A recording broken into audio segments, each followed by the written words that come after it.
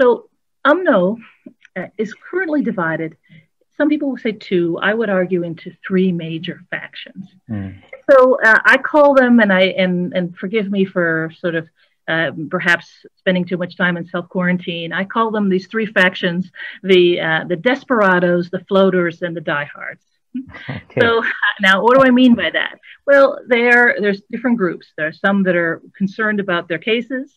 There's others that are concerned about political and economic safety, and the others are more driven by protecting the party.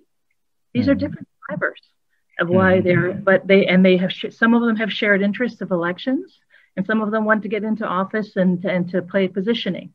But these are examples of some of the things that are happening in terms of the differences within a very divided party. And UMNO used to be the party that controlled everything in Malaysian politics. It's no longer the hegemonic party.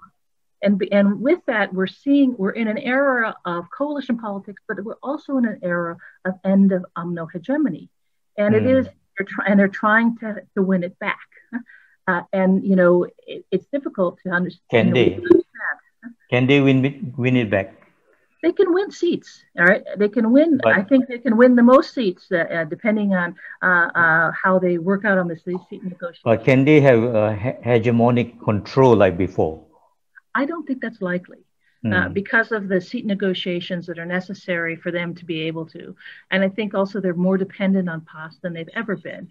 I would say at least 20 to 30 seats are going to depend. They're going to depend on PAS cooperation in order for them to win, because the party is no longer as strong as it was in this context.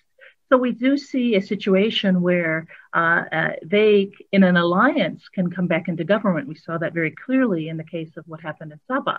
But we also have to see this at this national stage. But at the same time, you know, there are real tensions in these alliances. And it's not just the alliance within UMNO and PAS and Bersatu, but also I would argue the same sort of tensions exist within Pakatan Harapan itself. And you know, there are concerns, for example, some parties, who in UMNO are you getting your numbers from? For example, PKR. These are the questions people are asking. And it's difficult because at one point, some people are putting the emphasis on power and getting into government. And others are people are looking at the individuals and the composition.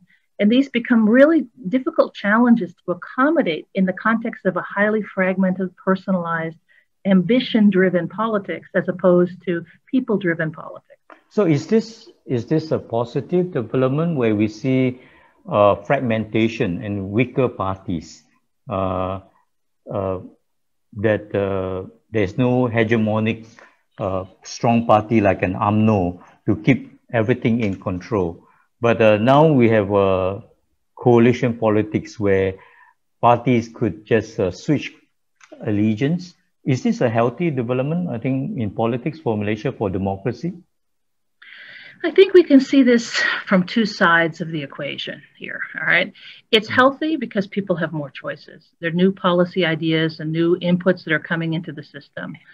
There are checks that are happening as a result of coalition politics that can be seen as positive in this area. And I think that if we look at Pakatan Harapan and even to a certain degree in the new GRS coalition in Sabah, there's a sense of inclusivity, and different groups are within, so therefore they have to make compromises.